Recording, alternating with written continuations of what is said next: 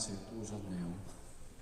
네, 오늘 마지막 강의입니다. 그래서 오늘 성가 199번으로 시작하겠습니다.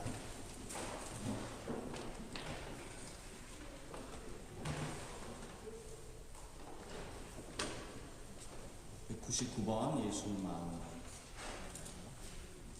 아시는 노래일 겁니다, 아마. 그죠? 예수 마음 겸손하신 자여 내 마음을 열정케 하사 내 성심과 같게 하소서. 예수 마음 겸손하신 자여 내 마음을 잡아당기사 내 성심에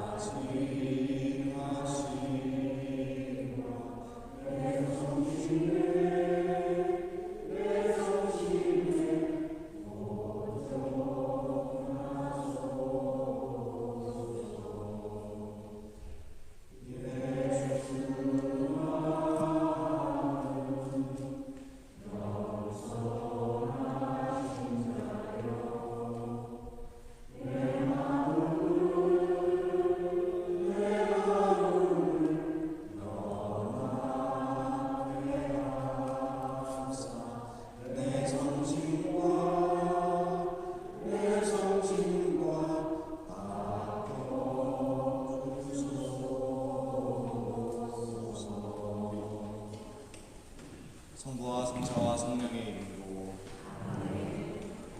필립보서의 말씀입니다.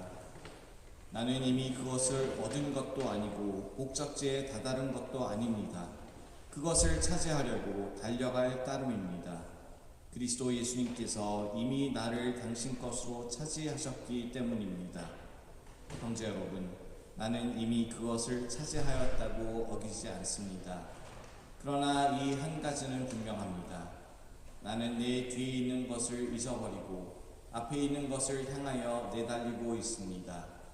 하느님께서 그리스도 예수님 안에서 우리를 하늘로 부르시어 주시는 상을 얻으려고 그 목표를 향하여 달려가고 있는 것입니다.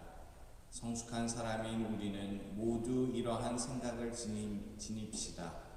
혹시 여러분이 무엇인가 달리 생각한다면 그것도 하느님께서 여러분에게 계시해 주실 것입니다. 아무튼 우리가 어디에 이르렀든 같은 길로 나아갑시다.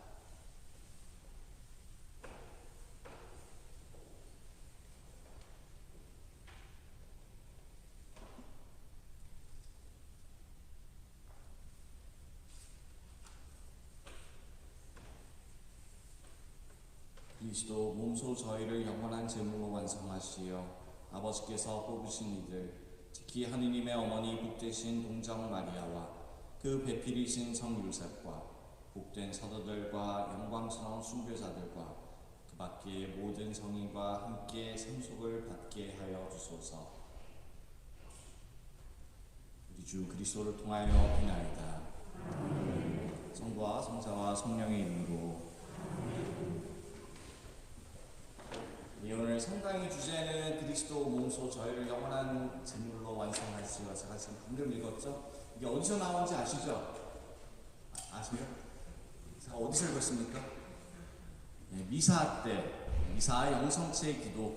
영성체의 기도가 여러 개가 있는데 지금 보통 책에 있는 거는 8개가 있습니다. 거기 2개가 더 있는데 사실 그 8개 중에 3양씩 우리가 일요일 때 아마 많이 들으시는 걸 거예요.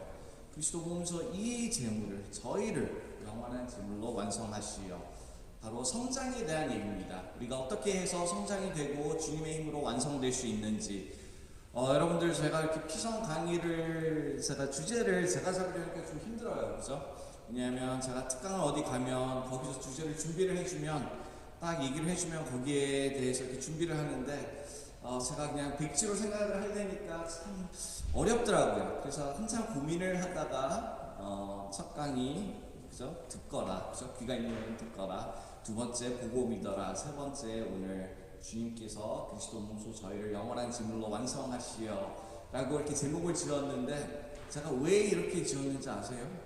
이게 뭐냐 하면, 여태까지 저희가 얘기한 게 무엇이냐 하면 성사론입니다. 성사론. 모든 성사는 우리가 듣고 보고 믿어야 하고, 그리고 주님께서 나머지를 하신다는 것을 우리가 믿어야 된다는 것입니다.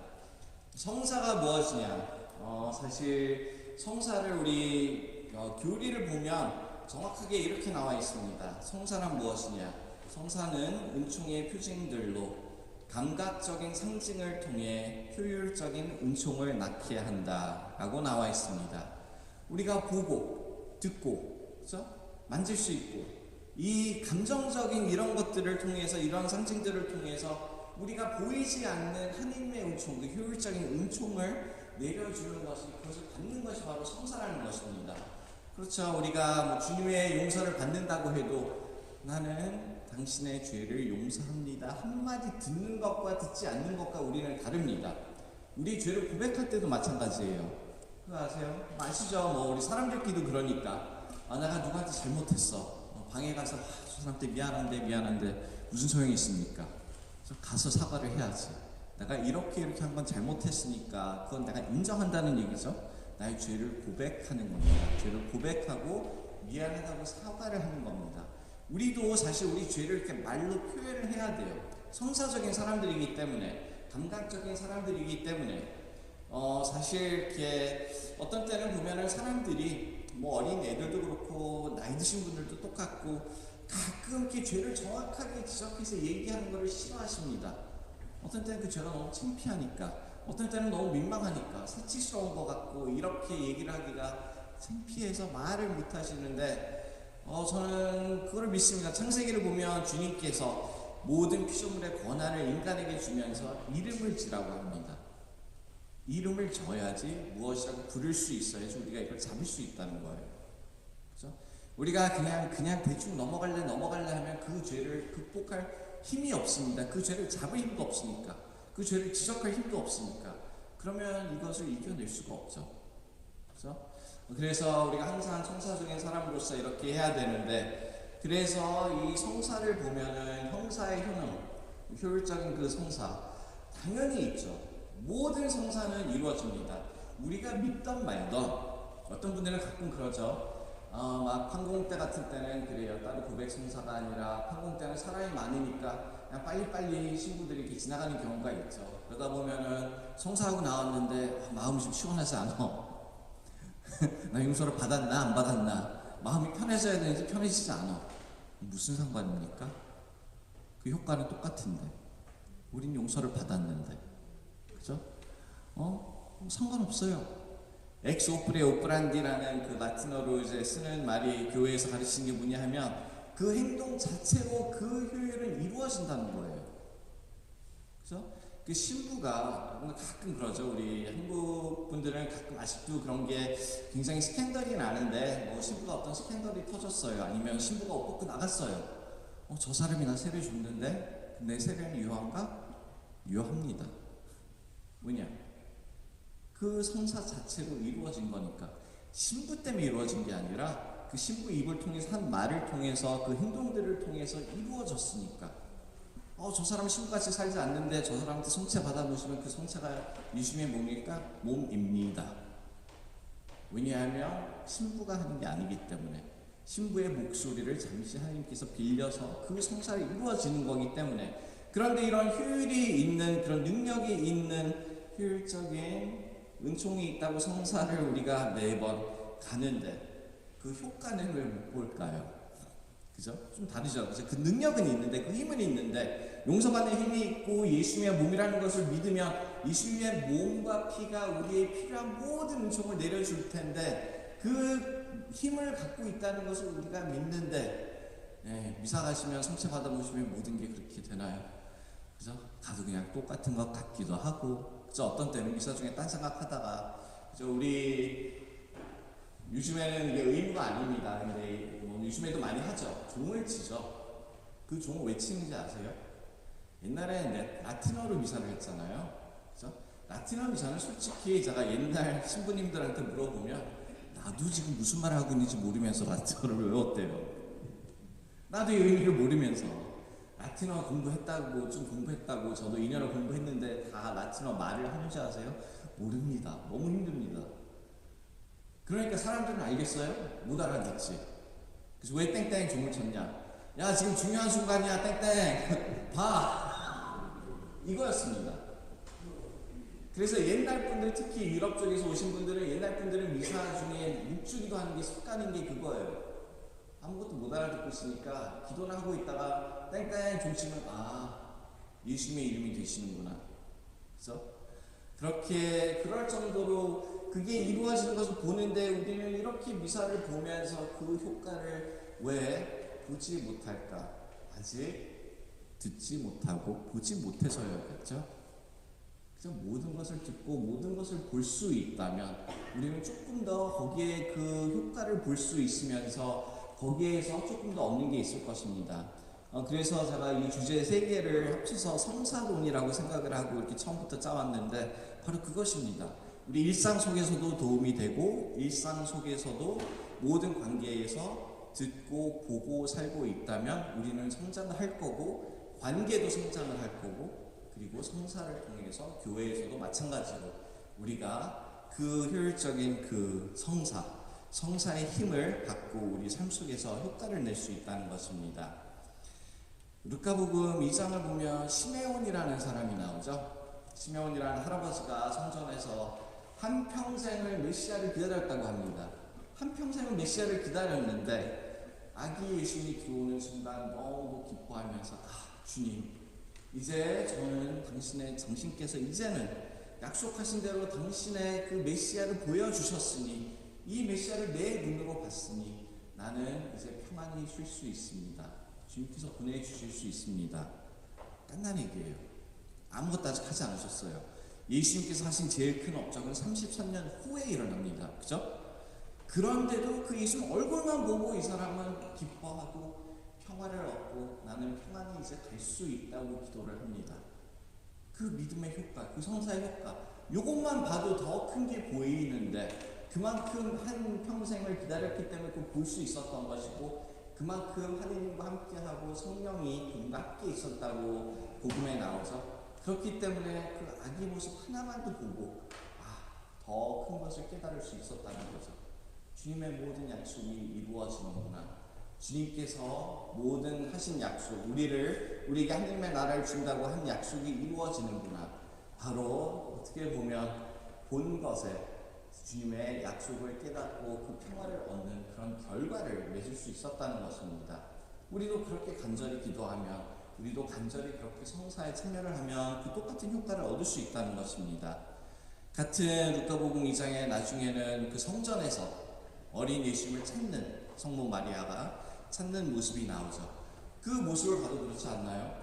그렇게 얘야 왜 우리가 이렇게 찾았는데 여기 와 있냐? 예수님이 그러시죠. 내가 내 아버지 집에 있는 게 당연한 게 아닙니까? 하고 하지만 그 뒤에 무슨 말이 나오냐?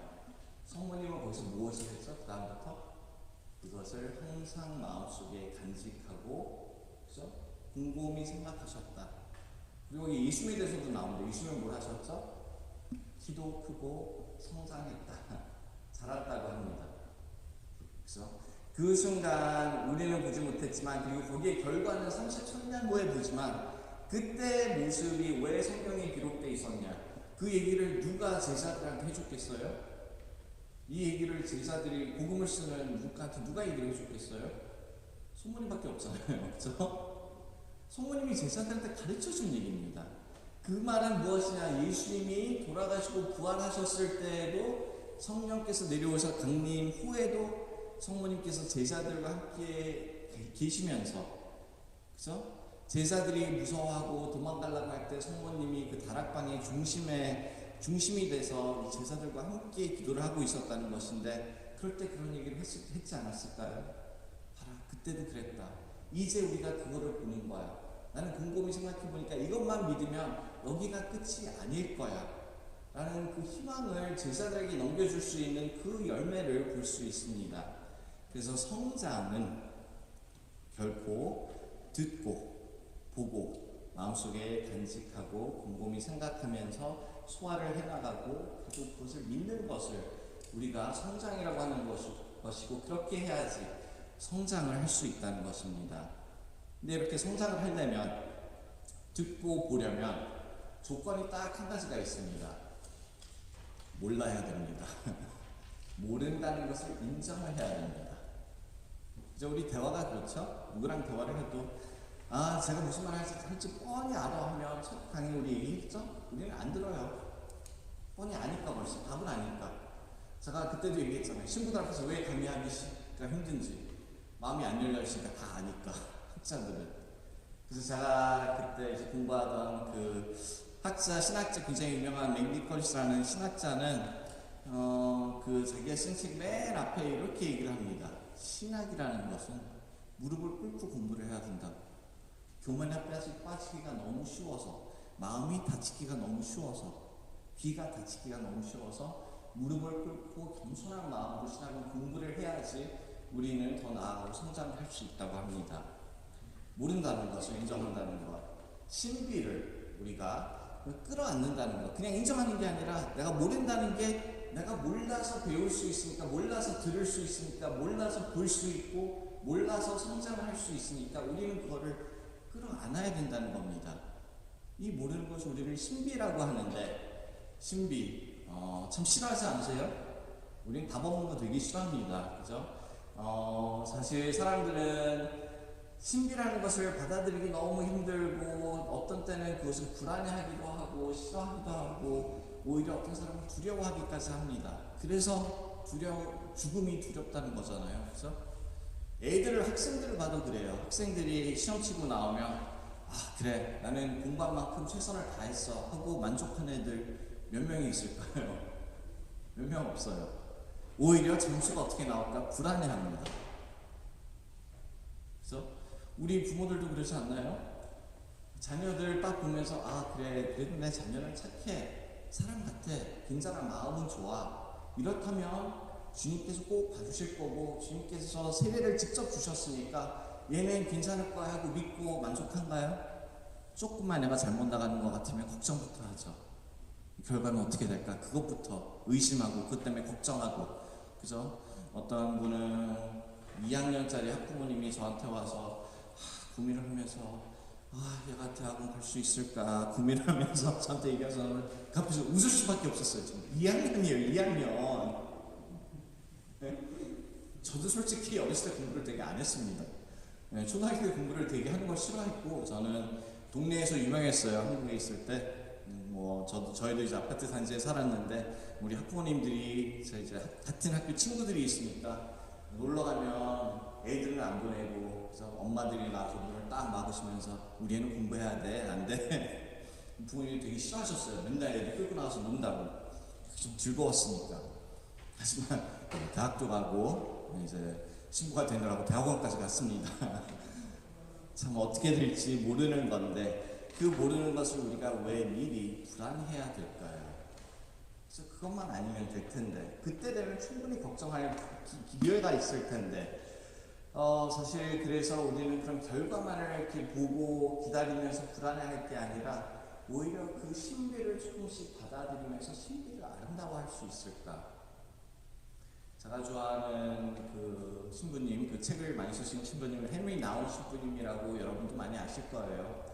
제가 그분께서 하신 말 중에 굉장히 오랫동안 고민하면서 그 말을 계속 마음속으로 반복하면서 그 말 한마디 갖고 계속 신학교 가기 전부터 묵상을 했던 그 말이 무엇이냐면 그분이 이런 말을 하십니다. 불행한 확신에서 벗어나 아름다운 신비로 나와라. 아름다운 신비. 아름다운 신비가 있어요. 그 과정 자체가 우리가 모든 결과를 내지 못했지만 그런 과정 자체가 너무 아름다울 때가 있습니다. 일요일날 저희가 미사 끝나고 이제 청년들이 몇 명 모이고 새로운 친구도 있고 그래서 그래 나가 밥 사줄게 하고 밥을 같이 먹었습니다. 근데 요즘에 인기 드라마 제가 자꾸 다 드라마를 보다 그랬죠. 요즘에 인기 드라마가 이제 막 이제 마지막 편이 나와서 끝났는데 그 친구들이랑 저도 그걸 봤어요. 그래서 오래간만에 젊은이들이랑 대화가 되니까 얼마나 좋습니까? 그래서 막 그 드라마 얘기를 하는데 애들은 끝이 너무 실망이었어요. 이렇게 얘기를 하더라고요. 그래서 제가 그래 나 끝이 너무 좋았는데 이게 무엇이었냐면 그 드라마가 뭐 로맨스입니다. 로맨틱 코미디인데 이렇게 남녀가 이렇게 막 젊었을 때 막 사귀고 너무 좋다가 마지막 편에 헤어지는 장면이 나와요. 헤어져요. 사랑이 이루어지는 게 아니라 헤어지는 걸로 드라마가 끝납니다. 근데 그 젊은 친구들은 그게 너무 싫다는 거예요. 둘이 잘 되기를 응원하고 그것 때문에 이렇게 자기 감정을 투자하면서 맞는데 끝에 가니까 헤어지다니 너무 허무하다고. 그래서 너무 자기는 끝이 너무 실망이었다고. 근데 저는 그랬고 솔직히 그랬어요. 나는 너무 아름다웠는데 끝이 어떻게 됐던 그 과정들이 청춘에만 젊었을 때만 느낄 수 있던 그런 감정들, 젊었을 때만 설레일 수 있고 눈물을 흘릴 수 있고 아파할 수 있고 또 화해할 수 있고 기뻐할 수 있고 그 과정이 너무 아름답잖아. 그 청춘이 그런 추억을 남겨주고 그런 추억들을 통해서 사랑에 대해서 배우고 그게 얼마나 아름다운데 나는 그게 너무 좋았는데 꼭 이루어지지 않더라도 거기서 사람들이 배우고 성장을 한다는 게 나는 너무 아름다웠다. 사실 그렇습니다. 우리도 그냥 결과만 볼 게 아니라 신비의 아름다움을 조금만 볼 수 있다면 얼마나 좋을까. 사실 하느님을 우리가 뭐라고 표현을 하나요? 신비라고 합니다. 하느님이 신비라고 하는데 창세기에도 나와 있죠. 하느님이 인간을 창조할 때 당신의 모습으로 창조를 하셨다고 얘기를 하십니다. 그렇다면 우리도 신비라는 겁니다. 여러분 내가 신비다 생각할 수 있으세요? 내 자녀가 문제다 할 때 내 자녀는 문제다 라고 생각하지 말고 내 자녀는 신비다 하고 생각을 해보세요. 내일은 어떻게 될까? 우리 신앙생활도 마찬가지죠. 우리는 과거가 있죠. 과거는 역사입니다. 그 역사는 우리가 잘못된 것이 있으면 회개를 하면 이겨나갈 수 있고 그리고 이 순간에는 참 우리가 성장을 해야 되는 거고 신앙생활을 통해서 성장을 하고 또 그냥 보통 삶 속에서도 서로 들으면서 서로 배우면서 성장을 해간다면 우리의 미래도 신비라는 것입니다. 가끔 그럴 때 있죠. 우리 뭐 자녀들이 잘못하던 배우자들이 잘못하던 우리 공동체에서 누가 또 엉뚱한 말을 하고 있던 그럴 때 우리 그렇게 생각할 때 있죠. 저도 그렇습니다. 아휴 또 저러네 또 저러네 해서 저 사람을 신비로 보면 혹시 오늘은 다를까? 혹시 오늘은 저 행동에 다른 의미가 있을까? 그거를 찾게 됩니다. 찾게 되면, 보게 되면 조금씩 성장하는 모습들이 보여요. 어린애들을 키우는 부모님들은 그렇죠. 애들 키 크는 거 못 느껴요. 근데 요번에 코로나 때문에 제가 이제 많은 애들을 진짜 오래간만에 보니까 1년, 어떤 애들이 2년 후에 보니까 깐난 애들이 이제 깐난 애기가 아니잖아요. 그죠? 애들이 이만큼 큰 게 보여요. 와, 너무 커졌네? 우리 기분 나쁘게 우리 꼬마 복사들이 제가 이렇게 내려다보던 애들이 제가 이제 위로 봐야 되니까 1, 2년 만에 그렇게 변한 게 보이는데 매일 보는 사람은 그걸 느끼지 못하겠죠? 하지만 걔는 성장을 하고 있습니다. 잘하고 있습니다. 이런 것처럼 우리도 그냥 나는 맨날 똑같아 이렇게 끝날 게 아니라 나는 이 죄를 이겨낼 수 없어 똑같은 죄를 짓네 할 게 아니라 나도 모르는 사이에 내가 조금이라도 성장하고 있을까? 조금이라도 크고 있을까? 나는 예전처럼 똑같은 걱정을 하고 있는데 이게 오히려 조금씩 나아지고 있는 게 아닐까? 바로 이런 희망을 우리는 조금 신비라는 것을 받아들이면 좀 희망을 얻을 수 있다는 것입니다. 사실 죄도 그렇습니다. 악의 세력, 악마라고 하던, 뭐 악의 세력이라고 하던, 뭐 비알자불이라고 하던, 악의 세력의 목적은 우리가 죄를 짓는 게 아니거든요. 죄를 지면 뭐합니까? 악마도 알아요. 예수만 타서 또 고백성 사겠지, 또 용서 받겠지, 또 다시 시작하겠지. 악의 세력의 목적은 죄가 아닙니다. 포기입니다. 계속 내가 똑같은 죄를 짓게 하면 언젠가 얘는 포기하지 않을까? 언젠가는 고백성상 안 가요. 맨날 해도 상관없어요. 똑같아요. 안 바뀌어요. 성당에 가요. 그래, 열심히 성경 공부하고 열심히 성장생활도 안 바뀌더라고요. 그냥 포기할게요 하고 예수님 곁에서 떠나가는 게 악마의 목적입니다. 죄가 아니에요. 아까 제가 드라마에서도 그 참사랑의 과정 자체가 그 심리가 너무 아름답다고 했죠. 그렇게 생각을 해보면 이런 것도 있습니다. 예를 들어서 어떤 할아버지가 저한테 옛날 매주 고백성사 오시던 분이 있는데 옛날에 30년을 넘게 그렇게 얘기를 하셨습니다. 저 30년 넘게 똑같은 고백성사 합니다. 30년 넘게 똑같은 죄를 고백하고 있어요. 매주 와도 변하지 않아요. 그래서 좀 뜸하게 오면 날까 한 달에 한 번씩 옵니다. 그래도 변하지 않아요. 30년 동안 이렇게 왔습니다. 뭐 저한테 무슨 말을 해주시겠습니까? 제가 많은 신부들한테 많은 얘기를 들었습니다. 근데 저는 그분 보면서 너무 아름다웠거든요. 너무 아름다우세요. 무슨 말을 하시냐고. 30년이 됐는데도 포기하지 않고 이 자리에 와 있다는 모습이 너무도 아름다워요.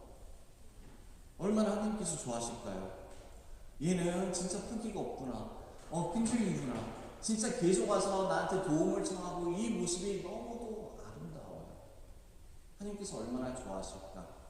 내가 확실한 결과를 보지 않는데도 그래도 믿어주면서 이 자리에 와 있다는 게 얼마나 아름다울까? 사실 이렇게 포기하지 않고 끈질기게 가는 그런 희망, 포기하지 않는 희망, 이런 희망을 우리는 인내심이라고 하죠. 인내심. 사실 그래서 우리가 성장을 하려면 굉장한 인내심이 필요합니다. 현대 문화는 그렇죠. 인내심이 요즘에 있나요? 모든 게 빨라야 됩니다. 제가 오래간만에 제가 처음 한국을 갔을 때, 미국에 와서 10년을 살다가 처음 한국에 갔을 때 제가 제일 놀랐던 게 뭔지 아세요? 식당의 음식이 왜 이렇게 빨리 나와? 그죠? 어디 유명한 데 갔더니 딱 들어가서 앉기도 전에 뭐 원하세요? 그때 제가 명동에 추억이 기억이 나서 명동에 충무 김밥을 먹으러 갔는데 충무 김밥 하나요? 저 앉으니까 벌써 나와 있더라고요. 놀랬어. 뭐 이렇게 빨라? 조금이라도 느리면 안 되죠. 사실 현대 사회가 그렇습니다. 우리는 모든 것을 빨리빨리 원합니다. 그러다 보니까 신앙생활에서도 우리는 모든 걸 빨리 원하죠. 어떤 분이 제가 과테말라 가서 이렇게 만난 한국 분이 계신데 그분이 이제 처음에 한국에서 이민을 이제 뉴욕 쪽으로 오셨더라고요. 이민을 처음에 뉴욕 쪽으로 오셨는데 뉴욕 처음 갔을 때 너무 답답했다고. 뭐 이렇게 느려 미국이란 나라가. 한국은 전화 한 통 하면 당장 와서 뭐를 고쳐주고 뭐 전화를 연결하다가 전화 한 통 하면 그날 오는데 왜 미국은 뭐 다음 주에 뭐 몇 시부터 몇 시 사이에 온다. 이거 말이 되냐고. 이러다가 이분이 뉴욕에서 자녀들 때문에 자녀들 학교 문제 때문에 서부로 가셨어요. 그러더라고요. 지금 서부 가니까 뉴욕보다 2배 느리더라고요. 여기는 더한데 너무 답답해 죽는 줄 알았다고. 그러다가 거기서 이제 사업을 하기 시작돼서 이제 과테말라를 가서 이제 공장을 하시는데 지금 제가 과테말라 갔을 때는 어떻겠습니까? 이건 답답한 게 아니라 포기하게 되더라고요. 이 사람들은 인터넷 한번 연결을 하려고 그러니까 석 달이 걸렸습니다. 말도 안 돼요. 근데 거기 이제 좀 오래 사셨던 분이 저한테 이런 얘기를 하신 이유가 뭐냐면 그러다가 오래간만에 한국을 가셨어요. 한국 정신없어서 못 살겠어요, 지금. 뭐 이렇게 급해요? 뭐가 이렇게 사람들이 급해? 좀 편하게 살지. 왜 이렇게 힘들게 살아? 그렇게 표현하시더라고요. 그냥 급하다는 것을, 빠르다는 것을 이제는 왜 이렇게 힘들게 살아? 조금 너그럽게 편하게 살지. 라고 표현을 하시더라고요. 그분도 많이 바뀌신 거죠. 근데 사실 우리는 이런 인내심이 우리 환경 속에서 변할 수도 있지만 어떤 때는 우리는 인내심을 청하면서 참 인내심이 없죠. 그 성장하려면 인내심이 필요합니다.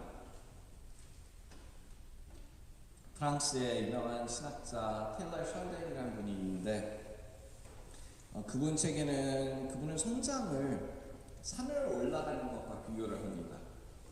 그래서 그분이 그래요. 모든 사람들은 산이 이렇게 있으면 이렇게 올라가려고 한다고. 절대 못 올라간다고. 올라가다 포기할 수밖에 없고 올라가다가 떨어진다고. 산을 제대로 오르는 방법은 어떻게 올라가요? 삥 둘러서 올라간다고. 그렇죠? 그러면서 이분이 그러는 거예요. 근데 문제는 이렇게 삥 둘러서 올라가면 내가 한 바퀴를 항상 돌았는데 요만큼밖에 안 온 것 같아. 항상 걸어서 한 바퀴를 또 돌았는데 요만큼도 지금 변했을까? 조금 올라왔나? 안 올라왔나? 이 정도로 갈 수밖에 없다고. 신앙생활이 그렇다고.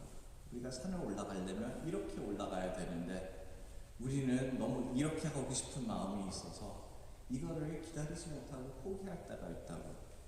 인내심. 근데 사람들이 인내심을 청하면서 어떤 마음으로 청하나요? 많은 분들이 그래요. 저 인내심을 받고 싶어서, 인내심을 키우고 싶어서 기도를 합니다. 그러면서 왜 빨리 안 와요? 왜 나한테 인내심이 빨리 안 와요? 이러고 있어요. 그래서 인내심을 키우시려면, 인내심을 받고 싶으시면, 그런 은총을 받고 싶으시면 문제가 뭐냐? 인내심이 필요해요. 거기서 인내심을 벌써 연습을 하셔야 돼요.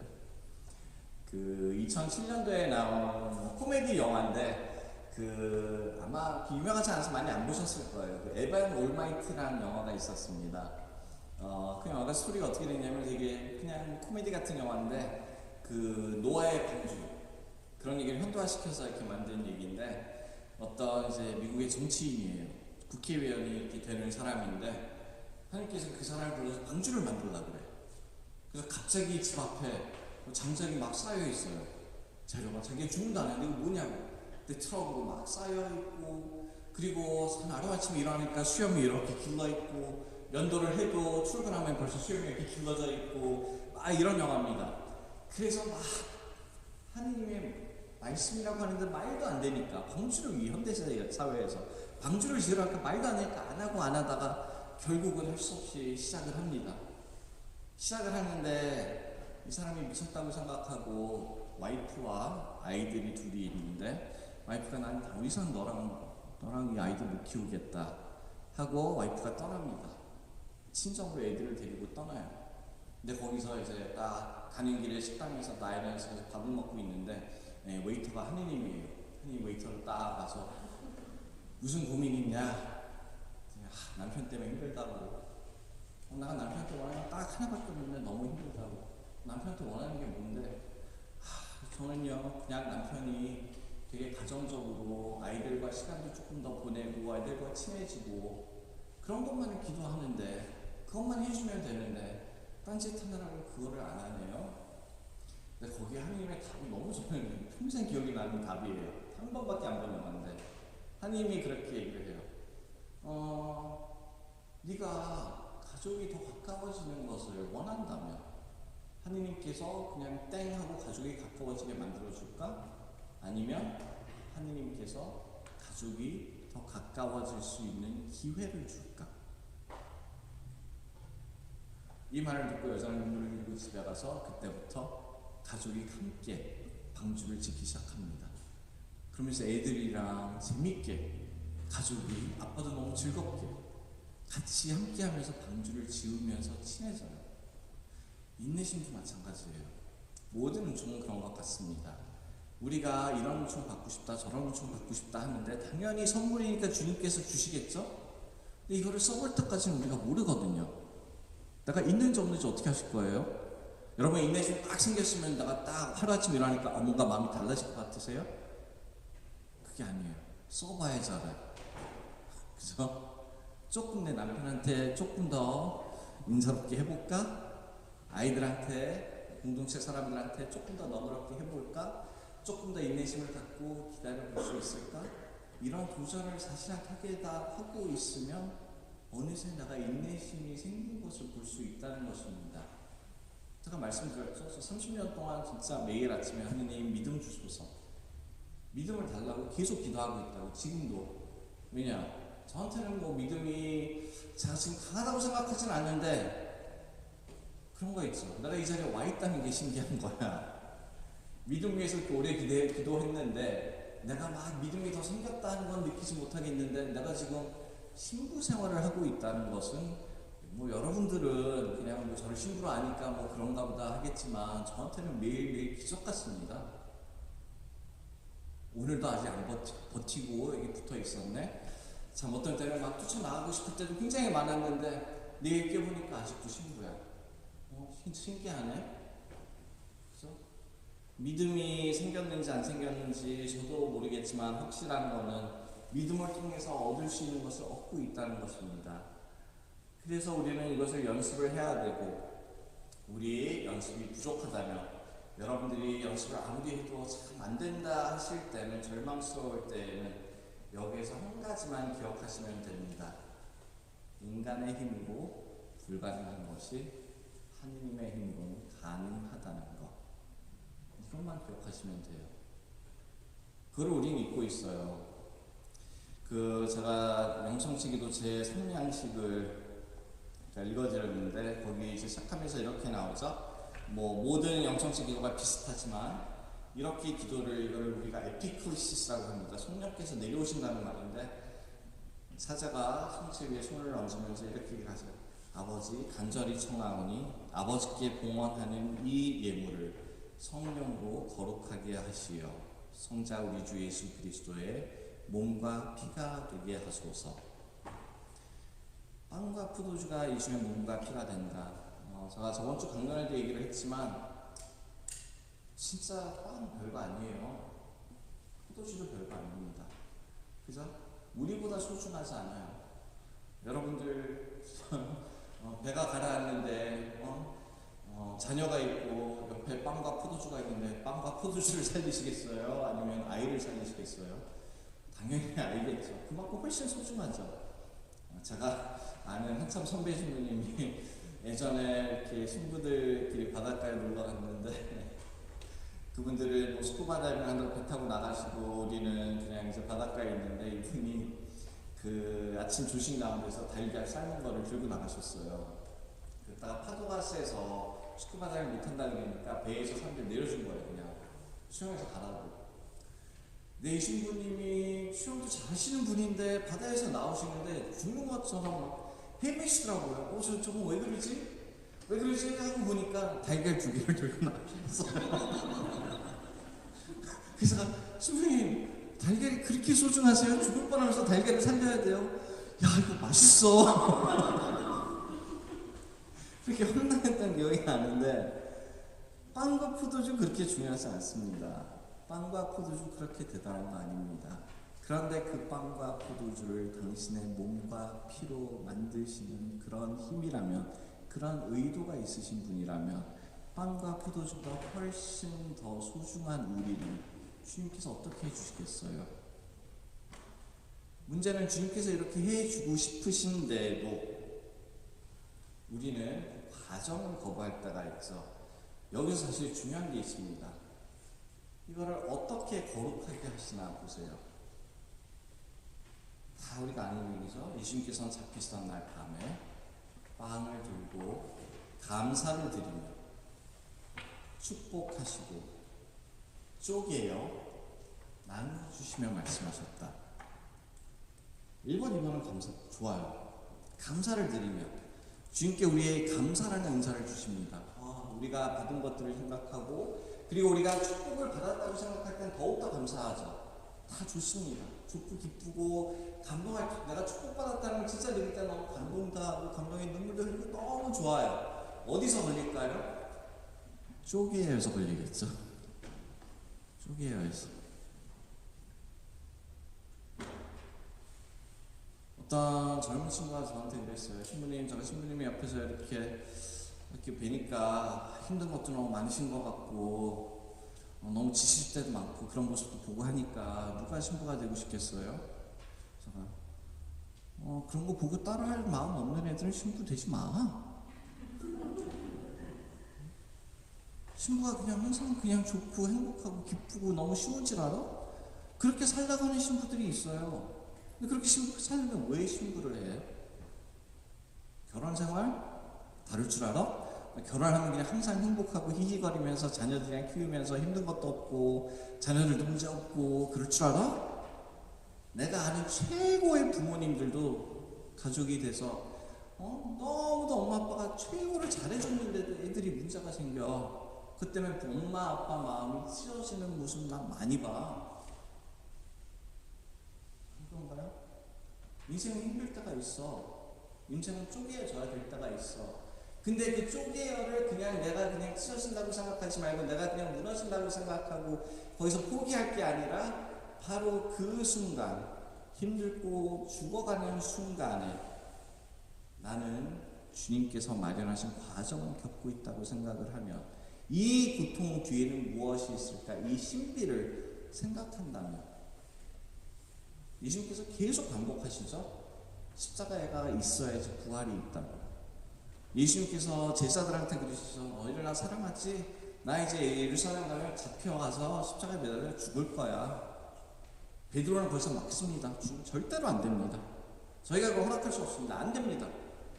주님이 그때 베드로를 뭐라 그러시죠? 악마야라고 부르십니다. 악마야, 내 앞에서 벗어나라. 이 쪼개어지는 것을 막으려면 안 된다. 왜냐하면 쪼개어지는 걸 막는 것은 나의 부활을 막는 것이니까, 내가 너희를 위해서 내 자신을 희생 제물로 바치는 것을 막는 것이니까, 바로 너희의 구원을 막는 것이니까. 구원을 막는 사람이 누굴까요? 악마입니다. 쪼개어지는 거. 쪼개어지는 거 좋습니다. 솔직히 말해서 제가 이런 말 하면 가끔 이제 후배 신부들이 놀랬는데 저한테 그래요. 신부님 가끔 결혼하고 싶지 않으세요? 결혼하고 싶지. 나도 결혼하고 싶어. 나는 애들을 너무 좋아해. 나는 결혼했으면 애는 한 10명은 낳았을 거야. 근데 그런 여자를 찾지 못해서 내가 신부가 됐다. 이렇게 농담을 하는데, 하지만 요즘에 가끔 그런 얘기가 나오죠. 신부들도 결혼할 수 있으면 좋지 않을까라는 얘기가 나옵니다. 하지만 내일 신부들이 결혼할 수 있다 그러면 나는 옷 벗고 나갈 거야. 왜냐? 그래요. 결혼 안 하고 혼자 사는 거 힘들어요. 저한테는 굉장히 힘듭니다. 하지만 뭐 편한 사람도 있겠지만 저한테 굉장히 힘든데, 하지만 그렇기 때문에 저는 내가 가고 있는 길에 의미를 찾아요. 내가 힘들기 때문에, 힘들 때가 있기 때문에, 희생을 한 가지라도 하고 있다는 것을 내가 믿기 때문에, 내 희생 제물을 주님께서 성령의 힘으로 완성하실 거라는 것을 믿기 때문에, 왜냐, 그게 우리가 매일 기도하는 것이니까. 쪼개어지는 건 너무 두려워하지 마세요. 쪼개어지는 걸 두려워하신다면 내가 쪼개어져야지 나눌 수가 있는데, 내가 쪼개어지지 않으면 나눌 수가 없습니다. 내가 너무 완벽하면 누가 나에게 다가오겠어요? 그럴 수 없습니다. 내가 쪼개어져야지 그것도 우리는 사람들이 이해를 할 수가 있고 들을 수가 있고 그 사람들과 함께 할 수가 있습니다. 예전에 저보다 한참 후배 신부기도 한데 좀 젊은 신부가 저한테 와서 이런 면담을 했습니다. 신부된 지 얼마 안 돼서, 그때 지금 오래됐지만 그때 얼마 안 돼서, 신부님 나 어떤 여자를 좋아한다고. 그래서 그래? 사랑에 빠지고 있는 것 같다고. 그래? 그래서 물어봤어요. 사랑해봤냐? 아니요. 그래? 그럼 해봐. 에? 야 이놈아, 사랑도 안 해본 사람이 감히 신부를 하겠다 그래? 뭐야, 무슨 말이에요? 너 신부가 뭐 하는 사람인데? 사랑하는 사람 아니냐?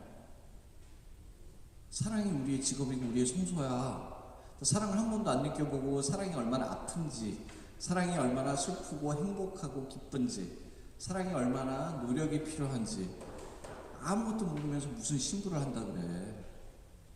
해봐. 그래서 그 친구는 굉장히 뭐 어떤 이상한 관계를 가진 게 아니라 그 저한테 굉장히 잘해줬고 그 여자는 이제 이미 신부도 이제 분당을 떠나면 다른 분당도 가서 잘 되고 근데 아직도 그 얘기를 해요. 나 그때 그 경험이 없었으면 바보 같은 신부가 됐을 것 같다. 너무 바보 같은 신부가 됐을 것 같다. 사랑을 안 해봐서 힘들 때 누구를 뭘 해줘야 되는 건지 뭔지 몰라서 그 살다 보니까 힘들 때 참 어려운 일들이 있더라. 저희 분당 같은 데는 장례식이 굉장히 많죠. 저희가 뭐 평균 100대를 하는데 장례식이 그냥 익숙해질 수가 있는데 가끔 가족들을 만나면 너무 마음이 아플 때가 있습니다. 그죠? 저는 그랬어요. 막 처음에 그 9.11 사태 때 장례하는 게 그 부모를 보면서 참 너무 힘들다 했습니다. 그죠? 그런데 그 다음에 또 젊은 애가 자살을 한 거를 장례를 해주는데 또 부모의 모습을 보면서 진짜 할 말이 없어 너무 힘들었습니다. 근데 그 다음에는 저런 것까지 들어오더라고요. 그때 뉴스에도 막 크게 나서 이제 사건이 됐던 건데 젊은 부부가 갓난아기를 두고 남편이 와이프를 살해하고 자살을 했어요. 그 부부를 제가 장례식을 해줬어요. 강연 준비하는데 안 그냥 가만히 뭐라 그래야 돼? 뭐라 그래야 돼? 제 그때 강연이 아직도 기억나는데 그 강연의 주제가 뭔지 아세요? 신비였어요. 그날 밤에 무슨 일이 있었는지 우리는 아무도 모른다. 그날 밤에 그 사람들의 마음이 무엇인지 우리 아무도 모른다. 그 밤에 그 사람들이 죽는 순간에 어떤 회개를 했는지 하나님께서는 그들에게 무슨 은총을 내려주는지 아무도 모른다. 하지만 이 신비를 우리는 믿고 있다. 주님께서 모든 죄를 이겨내실 수 있고 주님께서 우리를 구원하실 수 있다는 것. 그 신비. 참 그때 그 부모님이랑 이제 많이 만나면서 그 남편의 부모님들이 굉장히 열정한 그 신자들 많이 만나면서 계속 대화를 나누고 했는데 사실 그 부모님들도 치유의 그 신비라는 게 굉장히 도움이 됐고 그 신비라는 것밖에 의미를 찾을 수가 없었습니다. 왜냐하면 주변에서 사람들이 많이 위로해 주려고 하는데 사람들이 모여서 위로해 주려고 해서 뭐라고 했겠어요? 말도 못하지 뭐. 위로해 주려고 와서 죄송합니다. 뭐라고 그러겠어? 할 말이 없어. 또 우리에게 하느님이 있단 말이야. 나도 하나님의 뜻을 몰라요. 하나님 자비로우신 분이에요. 하나님 사랑하시는 분이에요. 이거밖에 우리가 알 수 있는 게 없다는 것입니다. 그래서 그 신비를 우리가 아름답다고 생각하고 사랑하려고 노력하고 우리가 쪼개어졌을 때도 이게 성장의 한 부분이라고 생각하면서 내일을 희망하는 것, 부활을 희망하는 것, 바로 이게 우리가 사순자 하는 거잖아요. 그렇죠? 주님께서 이렇게 우리는 기도를 하죠.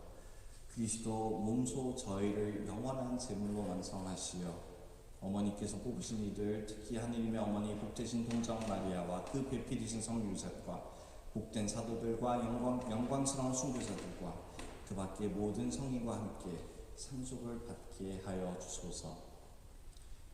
우리의 성장 99%는 하느님에게 달려 있습니다. 우리의 성장 1%는 무엇이냐? 받아들이는 데 노력하는 겁니다.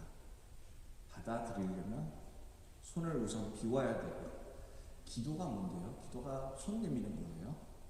기도 딴 거 아닙니다. 손 내미는 겁니다. 그래서 여러분들이 뭐 이런 기도 해도 저런 기도 해도 상관없어요. 기도만 하세요.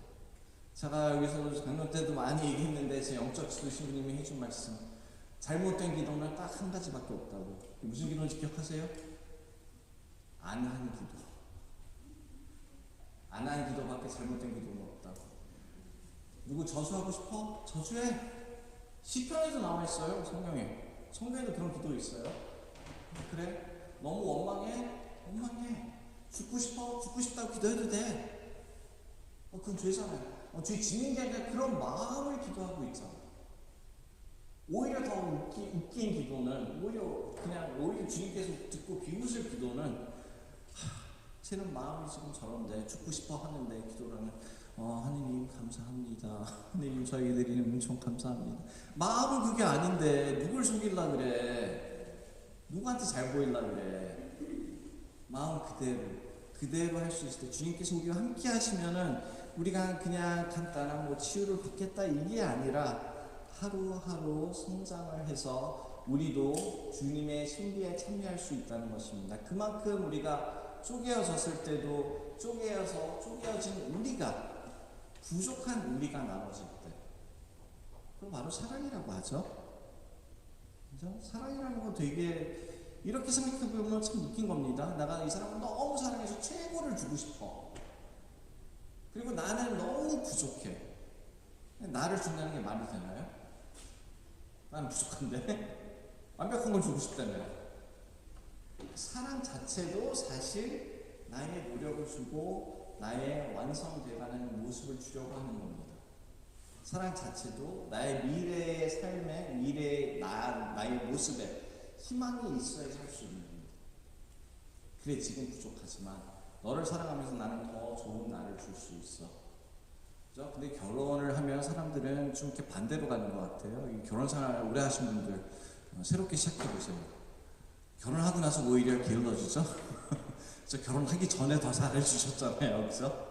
결혼하기 전에 서로 잘 보이려고 서로 잘해주려고 결혼하고 나니까 한 신혼 딱 지나니까 그때부터는 뭐 어쩔 거야 내 옆에 있는데 이런 게 아니라 오늘은 어제보다 더 좋은 나를 당신에게 나누어 줘야지.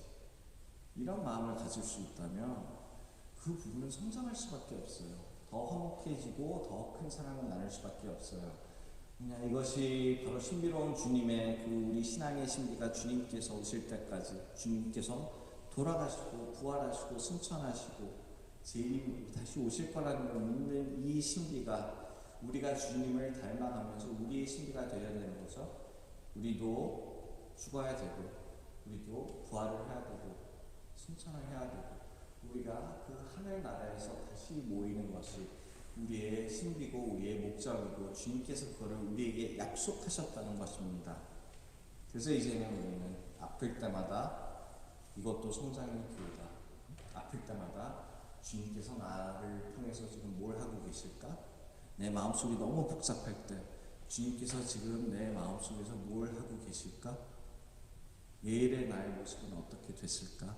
이런 기대를 하시라는 겁니다. 그 기대를 우리는 희망이라고 합니다. 그래서 그 희망을 가지시고 제가 사순 시작할 때 그렇게 말씀을 드렸는데 사순 시기는 굉장히 은총의 시기라는 게 희망의 시기입니다. 주님께서 죽으심을 다 바라보는 것이 아니라 주님께서 우리는 돌아가신 저 십자가를 바라보면서 항상 부활하신 주님을 기념하고 있어요. 매 일요일은 부활입니다. 매 일요일은 부활절 그 대축일이에요.